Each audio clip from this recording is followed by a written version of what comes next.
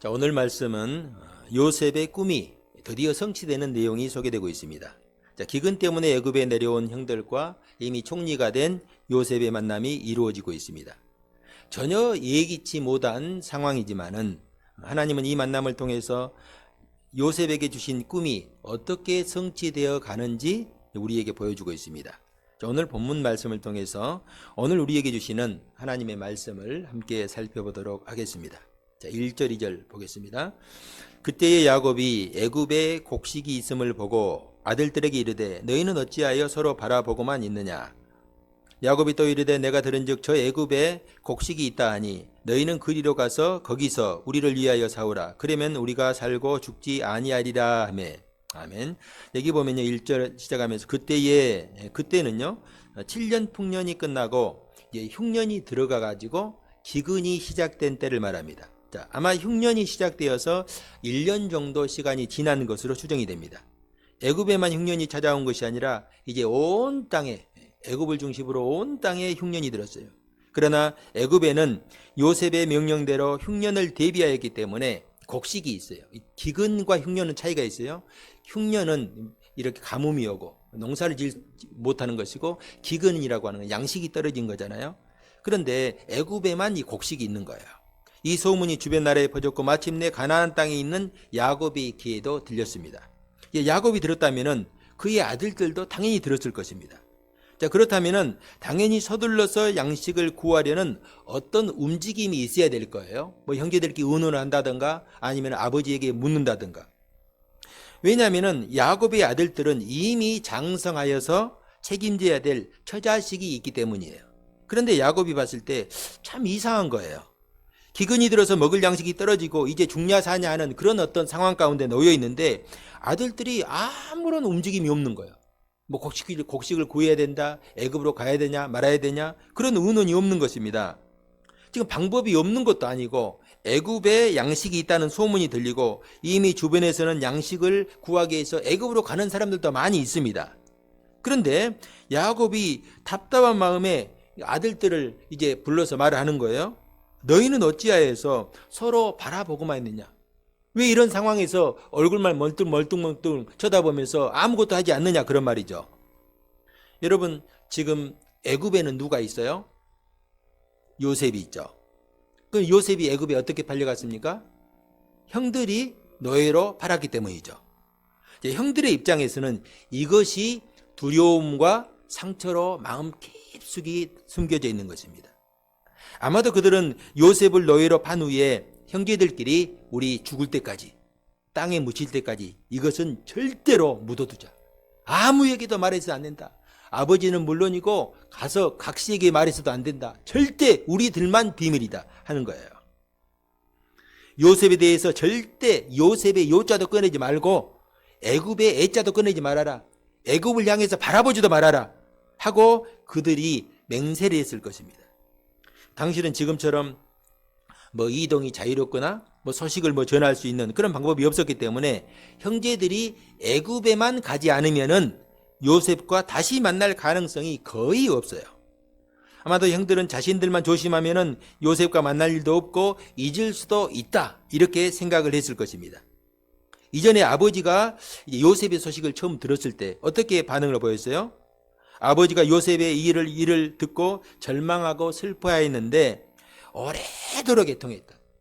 그냥 하루 이틀 애통한 것이 아니라 이 분위기를 보면요, 뭐 20년이 지난 지금까지도 요셉의 생각만 하면은 아버지가 눈물을 흘리며 애통하며 그런 세월을 보내는 것 같아요. 오래도록 애통하고 어떤 위로도 받지 않았고 또 오히려 내가 죽어서 아들을 만나러 가겠다, 막 그런 상황인 거예요. 형제들은 아버지의 그런 모습을 볼 때마다 어떻게 했어요? 우리가 한 행동이 이렇게 아주 아버지에게 이렇게 치명적인 결과를 가져올까 생각지 못했던 거예요. 그러니까 아버지를 볼 때마다 이 형제들은요 죄책감에 시달린 거예요. 지금은 요셉이 애굽에 팔려간 지 최소한 20년 이상이 지났어요. 17세에 팔려가서 그가 바로 앞에 설 때 나이가 몇 살이었습니까? 30세. 그리고 7년 풍년이 들었죠. 7년이 더 지났죠. 그리고 또 흉년이 들어서 이제 기근이 왔으니까 최소한 1년이 지났어요. 그러니까 단순히 계산해도 최소한 21년이 지났습니다. 21년이 지났는데 형제들의 마음에는 여전히 그 동생에 대한 그 죄악된 행위, 죄책감과 상처 그리고 두려움이 남아 있는 것입니다. 애굽에 양식이 있다는 소문을 듣고 서로 얼굴만 바라보고 있는 이유가 바로 여기에 있습니다. 자, 이어서 3절 4절 봅니다. 요셉의 형 10사람이 애굽에서 곡식을 사려고 내려갔으나 야곱이 요셉의 아우 베냐민은 그들의 형들과 함께 보내지 아니하였으니 이는 그의 생각에 재난이 그에게 미칠까 두려워함이었더라. 아멘. 자, 아버지의 재촉 때문에 아들들이 곡식을 사기 위해서 마지못해 애굽에 내려갑니다. 그런데 야곱은 막내 아들 누구예요? 베냐민은 보내지 못하겠다는 거예요. 왜 보내지 않는 것입니까? 그가 누구의 동생이에요? 요셉의 동생이죠. 가장 사랑했던 라헬이 낳았던 요셉과 베냐민. 요셉은 죽었어요. 그러니까 요셉이 지금 하는 말을 마지막 보시기 바랍니다. 재난이 그에게 미칠까 두렵다. 21년 전에 그 트라우마가 여전히 남아있는 거예요. 내가 베냐민마저도 이러면 어떻게 될까? 이런 두려움이 있는 거예요. 여러분, 이런 야곱의 모습을 보면서 저는요, 말씀을 준비하면서 믿음이란 게 무엇인가에 대해서 다시 한번 생각해 보았습니다. 여러분, 우리가 하나님을 믿는다고 고백하면서 우리는 과연 어떤 믿음을 가지고 있습니까? 우리의 구원의 과정을 보면요, 구원이 그냥 예수 믿고 구원받고 천국 가는 그런 것으로 끝나는 것이 아니거든요. 구원을 우리가 얻었다고 할 때 구원의 과정이 있어요. 먼저 하나님께서 우리를 택하시고, 그리고 하나님께서 우리를 부르십니다. 부르신데, 우리가 하나님께서 우리를 부르신데, 그 부르시고 또 우리를 의롭다고 하셔요. 그리고 그 의롭다고 하신 이후에 성화의 과정을 지납니다. 그리고 마침내 우리가 주님 앞에 섰을 때 영화의 단계로 들어가는 것이거든요. 그런데 여러분, 이런 과정을 거쳐서 우리가 구원이라고 이렇게 말을 하는데, 지금 야곱은요, 그가 147세까지 살았는데 이때의 나이, 지금 현재 나이가 130세가 되기 바로 직전이에요. 자, 그렇다면은 그의 믿음의 단계가 이제 여러 가지 택하심, 부르심, 의롭다 하심, 성화의 단계, 영화의 단계로 나눌 때에 꼭 나눈다고 하면은 지금 그의 나이가 130이라고 한다면은 성화의 단계 중에서도 그 중에서도 성숙한 단계로 접어드는 그런 단계라고 이렇게 우리가 생각을 할 수가 있습니다. 그런데 그 야곱의 모습을 보시기 바랍니다. 그는 여전히 불완전한 신앙을 보이고 있어요. 그는 예전에 그 간사하고 그 사악했던 외삼촌 라반의 손에서 자신을 건지시고 함께 하셨던 하나님을 만났잖아요. 하나님을 찬양했어요. 또 자신을 죽이겠다고 달려드는 형 에서의 손에서 보호하신 살아계신 하나님의 능력을 경험했죠. 그리고 또 야복 강가에서 천사와 씨르마에서 이긴 그런 어떤 영적 경험이 있는 사람이에요. 야곱이 신앙적으로 뜨거운 사람이죠. 자, 그렇다면은 그가 지금 믿음으로 담대하게 베냐민을 당연히 보낼 수 있어야 되죠. 나를 지키신 하나님, 나와 지키신 하나님께서 너와 함께 할 것이다. 비록 내가 요셉을 잃었지만은 하나님께서 너를 지켜주실 것이다. 가라 하고 보내야 합니다. 그런데 어찌된 일인지 이 야곱이 두려움 가운데 떨고 있어요. 내가 너마저 잊어버리면 어떻게 될까? 이것이 바로 연약한 육신을 입고 있는 우리들의 모습이다라는 것을 잊지 말아야 돼요. 그래서 신앙은 우리가 자랑해서도 안 되고 자랑할 것도 없어요, 사실은. 단지 우리는 절대적인 하나님의 은혜가 필요한 연약한 존재임을 잊지 말아야 됩니다. 목사라고 해서 신앙이 여러분들보다 월등하게 좋고, 장로라고 해서 신앙이 좋고, 원로 장로, 은퇴하고 주님 앞에 설 날이 되었으니까 신앙이 뜨겁고 충만해질 것이다. 천만의 말씀입니다. 여러분, 우리는요, 절대적인 하나님의 은혜가 필요한 연약한 존재이다 라는 것을 잊지 말아야 돼요. 목사인 저도 마찬가지. 절대적인 하나님의 은혜가 아니면요, 넘어질 수밖에 없는 그런 존재예요. 그러니까 우리는 주님 앞에 설 때까지 오직 주님의 은혜로만 사는 거예요. 자랑할 것도 없어요. 내놓을 것도 없어요. 오직 주님의 은혜가 아니면은 나는 주님 앞에 설 수 없습니다. 내가 주님이 우리를 위해서 예비하신 영원한 천국에 이를 수 없습니다. 주님, 나를 긍휼히 여겨 주시옵소서. 이런 믿음으로 사는 것이죠. 그래서 성경은요, 의인은 믿음으로 말미암아 산다. 우리 성도들은 오직 믿음으로 사는 거예요. 믿음을 다른 말로 하면 은혜잖아요. 은혜로 사는 거예요. 자, 이어서 5절 한번 봅시다. 이스라엘의 아들들이 양식 사러 간 자 중에 있으니 가나안 땅에 기근이 있음이라. 자, 이 말씀을 한번 생각해 보시기 바랍니다. 요셉의 형들이 애굽으로 양식을 사러 갑니다. 자, 왜 양식을 사러 애굽으로 갑니까? 애굽에만 양식이 있기 때문이에요. 자, 가나안 땅에 기근이 왔는데 이 애굽에는 양식이 있기 때문에 애굽에는 아직 기근이 없어요. 자, 표면적으로는 그래요. 표면적으로는 양식을 사야 하기 때문에 애굽으로 가는 거예요. 그런데 진짜 이유가 있어요. 하나님께서 그들을 애굽으로 내려가게 하시는 진짜 이유가 있어요. 그것은 그 이유가 무엇일까요? 요셉의 꾸었던 꿈을 성취하기 위해서. 그 꿈의 목적은 장차 요셉이 총리가 되어서 잘 먹고 잘 사는 게 아니에요.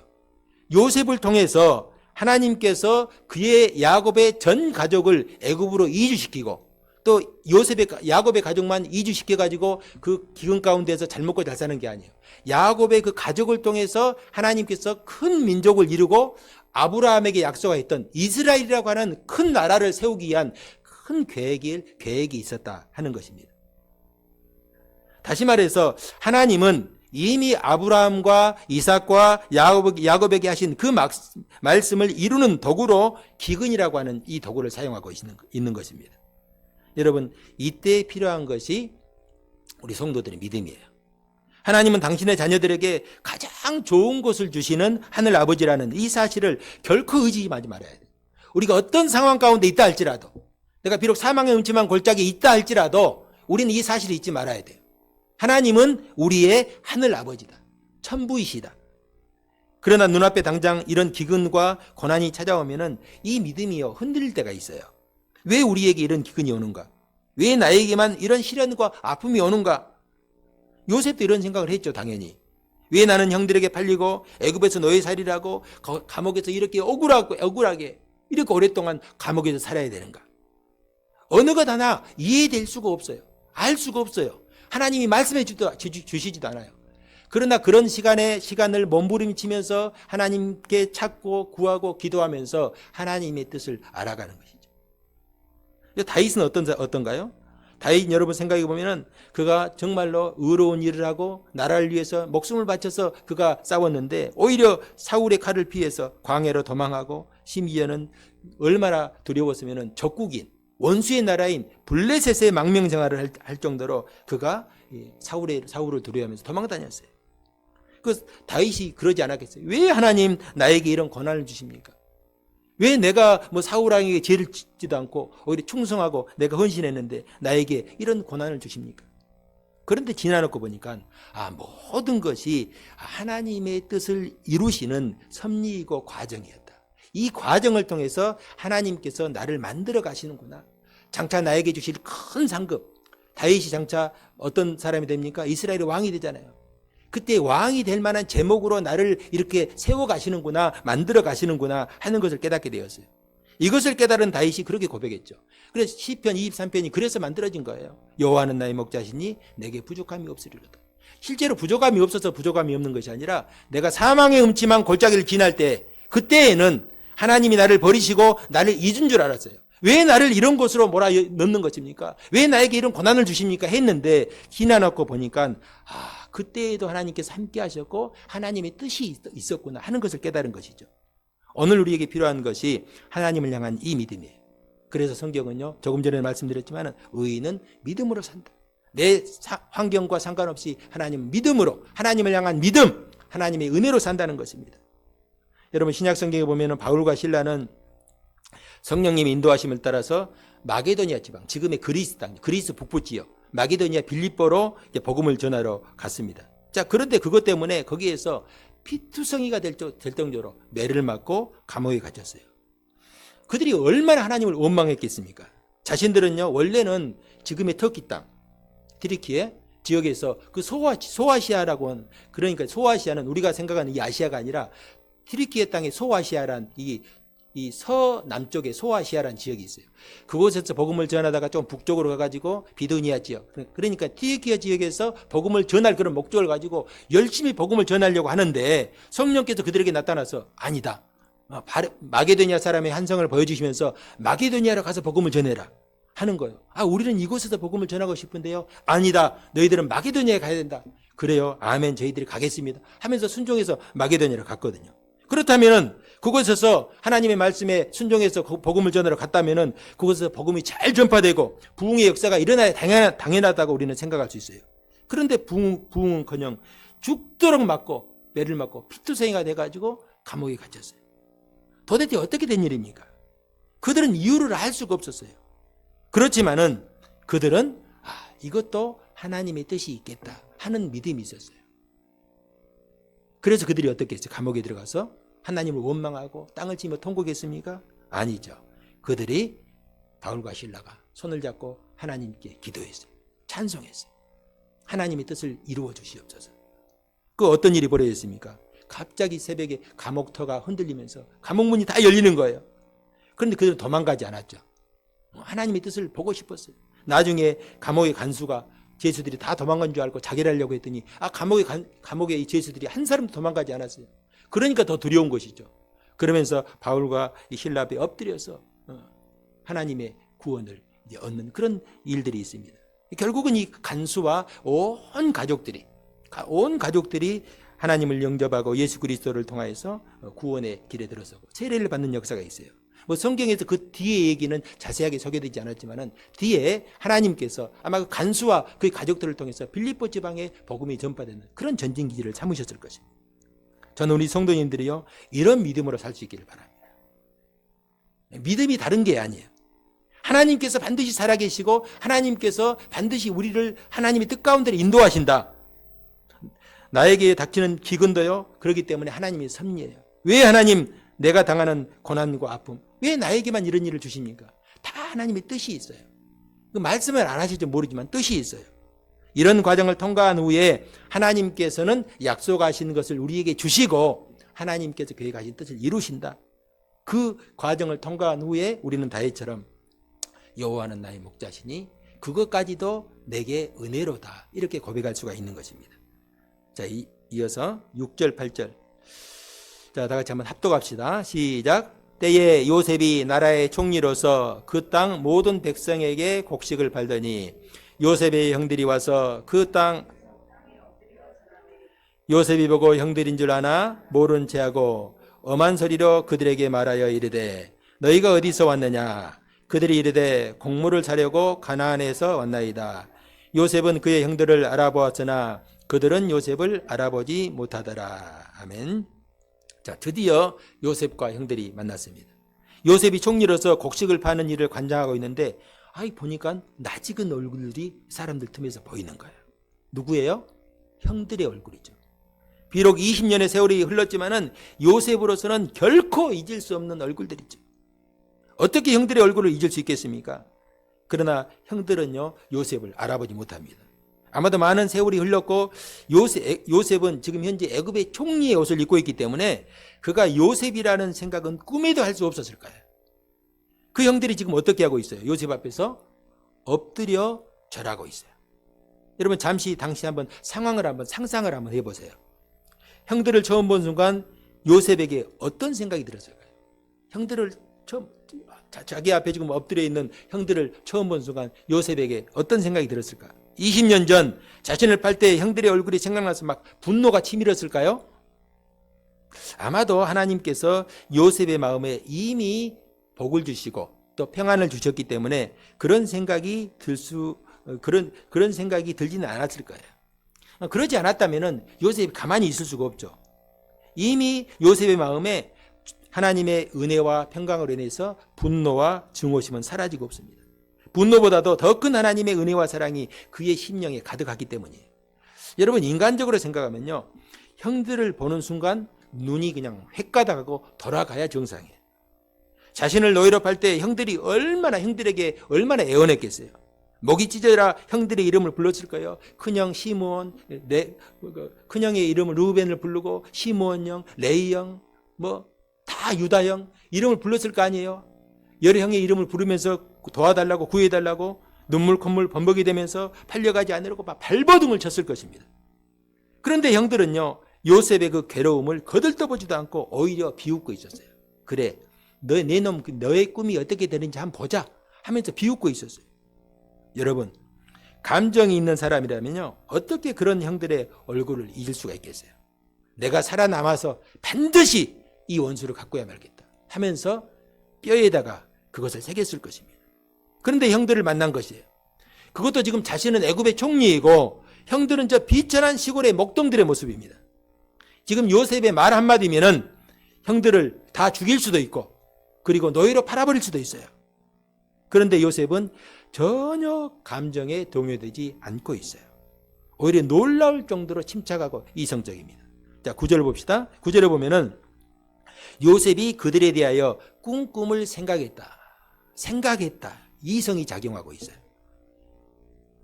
지금 마음속에 부글부글 증오가 끌어올라야 되는데 그 증오는 다 없어지고 이성적으로 옛일을 생각하는 거예요. 단순히 자신이 꾼 꿈에 대해서 생각한 것이 아니라 꿈의 내용을 생각한 것이. 그때 그 20년 전에 내가 어렸을 때 꾸었던 꿈, 형제들의 볕단이 일어나서 내 볕단에게 절하는 꿈이 바로 이것이구나 라는 것을 깨달은 것이죠.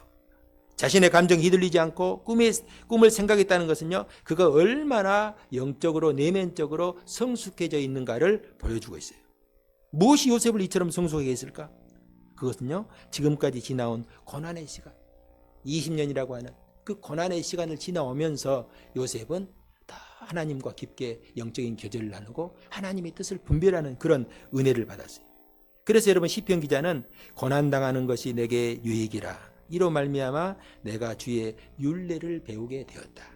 내가 고난이 없었다고 한다면 하나님의 뜻을 몰랐을 것인데 내가 고난을 겪으면서 하나님의 말씀이 이런 의미구나. 하나님께서 나를 향한 이런 뜻을 가지고 있구나 하는 것을 깨닫다는 것이죠. 일본의 시인 중에 미즈노 겐지라는 그런 시인이 있어요. 그 시인이 괴롭지 않았다라면 이런 시를 썼거든요. 그러니까 이 미즈노 겐지라는 시인은요, 원래 소아마비를 가지고 있었다고 해요. 그래서 소아마비로 인해서 전신이 마비된 상태에서도 그 시를 통해서 자신의 감정을 표현했어요. 우리나라에도 이런 시인이 있죠. 우리가 잘 아는 누구예요? 그 여자 송명의 시인. 송명의 시인 정말로 몸을 마음대로 말도 제대로 하지 못하는데 그 자신의 마음속에 있는 그 소망, 믿음을 시로 표현했잖아요. 나 가진 재물 없으나 나 세상 사람들이 가진 것도 없어도 나는 하나님의 은혜로 족하다. 여러분, 이 미즈노 겐조가 썼던 괴롭지 않았다라면 이 시의 내용을 잠깐 보면요, 이런 내용이 있어요. 만일 내가 괴롭지 않았다라면 하나님의 사랑을 받아들이지 않았을 것을. 만일 모든 형제 자매들도 괴롭지 않았다라면 하나님의 사랑은 전해지지 않았을 것을. 만일 우리 주님이 괴롭지 않았다라면 하나님의 사랑은 나타나지 않았을 것을. 고난 속에서 하나님의 사랑을 깨닫고 감사하는 그 내용을 담고 있습니다. 고난이 있었기 때문에 오늘의 내가 있다 하는 것이죠. 요셉은 자신의 꿈을 생각하면서 왜 자신이 지금까지 이 고난의 터널을 지나와야 했는지 깨닫게 되었던 것입니다. 자, 또 한 가지, 요셉은 하나님이 주신 꿈, 즉 하나님의 말씀은 반드시 성취된다. 여러분, 당시는 우리처럼 성경이 없었기 때문에 하나님은 꿈을 통해서 하나님의 말씀을 주시잖아요. 결국 요셉이 꿨던 꿈은 요셉에게 주신 하나님의 말씀이죠. 결국은 요셉은 형들의 모습을 통해서 그 꿈을 기억하면서 하나님의 말씀은 반드시 이루어지는구나 하는 것을 깨달았어요. 여러분, 우리가 잊지 말아야 되는 것이 이것이에요. 믿음의 사람들은요, 이 말씀을 잊지 않고 붙들어야 돼요. 어떤 상황에서도 하나님의 말씀이 성취되고 이루어진다는 믿음으로 살아야 돼요. 여러분, 구약성경에 등장하는 갈렙을 여러분 들어서 알고 있을 것입니다. 그는 하나님의 말씀을 듣고 나서 40년이 넘도록 그 말씀을 기억하고 있었어요. 40년 동안 말씀이 성취되지 않았는데 40년이 넘도록 그 말씀을 기억했어요. 가나안 땅에, 광야에서 가나안 땅에 12명의 정탐꾼을 모세가 보냈잖아요. 그때에 그 12명의 정탐꾼 중에서 갈렙이 있었는데 그 중에서 여호수아와 갈렙만 그 정탐하고 나서 40일 동안 정탐하고 와서 보고하는데 하나님의 말씀을 붙들고 믿었어요. 하나님께서 가나안 땅을 주신다고 했으니까 가나안 땅을 주실 것입니다.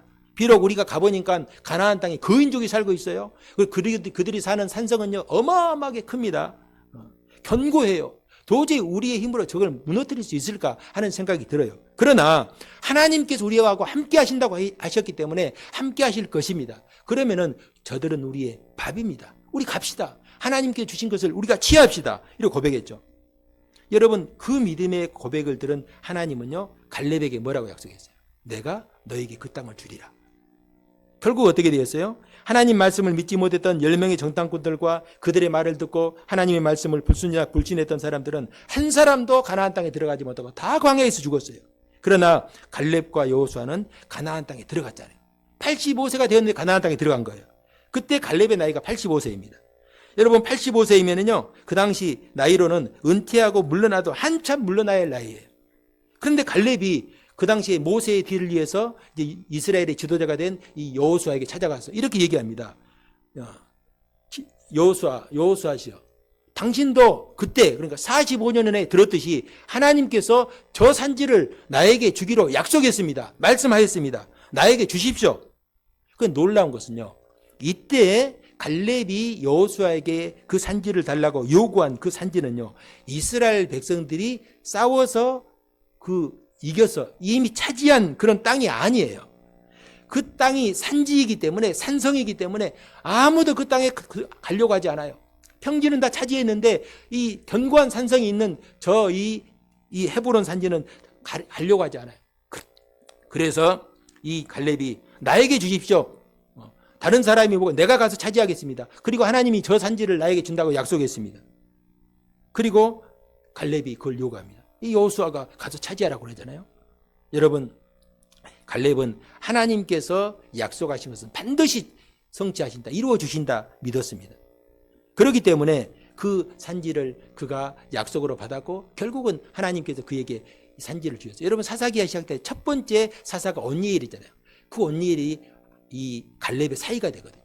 하나님께서 갈렙이 나이가 많으니까 그 갈렙을 온니엘을 통해서 같이 싸우게 하시고 하나님의 말씀을 성취해 주십니다. 저는 우리 성도님들이요, 하나님 앞에서 이런 믿음으로 살 수 있기를 바랍니다. 세상이 혼탁해요. 내일이 어떻게 될지 몰라요. 언제 어떤 일이 발생할지 몰라요. 그러나 하나님께서 주신 말씀 붙들고 하나님께서 나와 함께 하실 것이다, 하나님께서 우리와 함께 하실 것이다, 하나님께 약속하신 말씀을 이루실 것이다, 이런 믿음으로 살아갈 수 있기를 주님의 이름으로 축복합니다. 자, 또 요셉이 꿈을 생각했다고 했는데, 첫 번째 꿈은요, 형들의 볕단이 자신의 볕단에게 절하는 꿈이었고, 두 번째 꿈은요, 해와 달과 11별이 절하는 꿈이죠. 첫 번째 꿈은요, 몇 명이 절했다, 형제들이 절했다고 했어요. 그런데 두 번째 꿈은 분명하게 해와 달과 11별. 11별이면 11별 속에 누가 들어있어요? 동생 베냐민이 들어있겠죠. 해와 달이라면은 자기의 이 아버지와 가족들이 들어있겠죠. 자, 이 형제들이 절하는 걸 통해서 첫 번째 꿈이 이루어졌지만은 해와 달과 11별이 절하는 것을 아직 성취되지 않았습니다. 아마 요셉은 다른 것은 몰라도 내 동생 베냐민이 건강한가, 살아있는가, 또 아버지는 무탈하게 살아계신가, 이것이 궁금했을 것입니다. 그렇다고 당장 물어볼 수가 없어요. 그래서 일단은 정탐꾼으로 몰고 잡아두려고 합니다. 그때 마치 요셉의 마음을 알기라도 하는 듯이 형제들이 그냥 스스로 자백을 해요. 자, 13절 함께 합독합시다. 시작. 그들이 이르되 당신의 종 우리들은 12형제로서 가나안 땅 한 사람의 아들들이라. 막내 아들은 오늘 아버지와 함께 있고 또 하나는 없어졌나이다. 아멘. 자, 형들이라는 말을 보시기 바랍니다. 자신들은 12형제로서 한 사람의 아들이고 아버지도 살아있고 마지막 막내도 지금 살아있다는 거예요. 요셉이 뭐라고 해요? 그 막내 동생을 데려와 봐라. 설마 지금 총리가 이런 요구를 할 필요가 없잖아요. 막내 동생을 데려와서 너희들이 정탐꾼이 아니라는 걸 증명하라는 거예요. 너희 10명은 갇혀있고 10명 중에서 9명 갇혀있고 1명 가서 동생 데려오라는 거예요. 이런 얼토당도 하는 요구가 어디가 있어요. 여러분, 형제들의 입장에 생각해보면요, 이것은 이해할 수가 없는 거예요. 왜 이런 요구를 하지? 왜 막내를 데리고 와서 확인한다고 하는가? 또 막내가 온다고 해서 뭐가 달라지는가? 막내가 누군지도 모르잖아요. 막말로 다른 사람을 데리고 와가지고 우리 막내입니다라고 말할 수 있잖아요. 그럼 요셉이 말하는 것은 앞뒤가 안 맞는 거예요. 요구하는 것은. 자신들의 생각과는 지금 전혀 다른 미궁 속으로 형제들이 점점 빠져들고 있어요. 지금 일이 어떻게 돌아가는지 모르겠어요. 그럼에도 자신들이 할 수 있는 것이 아무것도 없어요. 자신들을 무죄를 증명할 수 있는 방법이 없는 거예요. 자, 마지막으로 17절. 자, 그들을 다 함께 3일을 가두었다. 자, 왜 형제들을 옥에 가두었을까? 원수를 갚기 위한 것? 아니죠. 그렇지 않습니다. 이 형들을 감옥에 가두는 것은요, 요셉이 그 시간을 통해서 하나님의 뜻을 깨달을 수 있도록 그가 기회를 주고 시간을 주는 거예요. 자신들의 모습을 돌아보게 하는 거예요. 그 시간을 통해서. 여러분, 이거 3일이지만은 요셉의 형제들은 3일인지 3년인지 알 수가 없어요. 감옥에 일단 들어가면은 그들이 무슨 뭐 정당한 재판을 받은 것도 아니고 그냥 총리가 그냥 가둬버리니까 들어간 거잖아요. 그렇다고 하면은 총리의 뜻 말 한마디에 그들은 온데간데 없이 사라져버릴 수 있고 죽을 수도 있고 노예로 팔릴 수도 있죠. 할 수 있는 것이 아무것도 없는 거예요. 그러나 요셉은 그들로 하여금 이 고난의 시간, 이 칠흑 같은 3일간의 이 감옥의 시간을 통해서 그 형제들이 내가 어떤 존재였는지, 하나님 앞에서 그들이 어떤 존재로 지금까지 살아왔는지, 자신의 부족함, 죄악됨, 연약함, 두려움 모든 것을 돌아볼 수 있도록 인도한 것입니다.